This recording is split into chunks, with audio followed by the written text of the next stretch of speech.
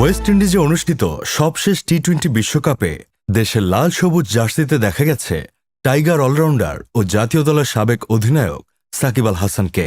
ভারত সফরের test series চলাকালীন হুট করেই জানিয়েছিলেন সংক্ষিপ্ততম ফরম্যাটে বাংলাদেশ দলে আর দেখা যাবে না তাকে। কানপুর টেস্টের আগে সংবাদ সম্মেলনে দেশের মাটিতে প্রোটিয়াদের বিপক্ষে আনুষ্ঠানিকভাবে টেস্টের ইতিও টানতে চেয়েছিলেন সাকিব। তবে সার্বিক পরিস্থিতি বিবেচনায় দেশে ফিরতে পারেননি মিস্টার 75। এবার মুখ খুললেন দলে ফেরা নিয়ে। সাদা পোশাকে সাকিবকে আর দেখা যাবে কিনা তারও নিশ্চয়তা নেই। তবে সাদা বলে যেহেতু ওয়ানডে ফরম্যাটে বিদায় নেননি সাকিব, তাই আগামী বছরে অনুষ্ঠিতব্য আইসিসি চ্যাম্পিয়ন্স ট্রফিতে সাকিবকে দেখা যাবে কিনা অথবা দেশের জার্সিতে কবে ফিরছেন সাকিব, এ নিয়ে রয়েছে জল্পনা কল্পনা।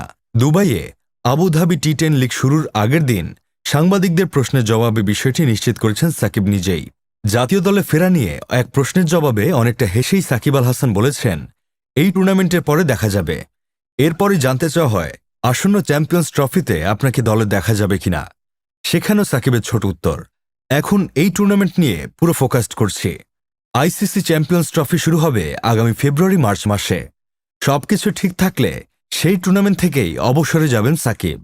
উল্লেখ্য, আগামী 2 ডিসেম্বর শেষ হবে আবুধাবি টি10 লিগ, আর আগামী 8 তারিখ থেকে শুরু হবে বাংলাদেশ জাতীয় দলের সূচিতে ওয়েস্ট ইন্ডিজের বিপক্ষে ওয়ানডে সিরিজ। এখন দেখার বিষয়, ক্যারিবিয়ান মুলুকে সাকিব উড়াল দেন কিনা। Sports desk, Sadman Shakib, Bangladesh news today.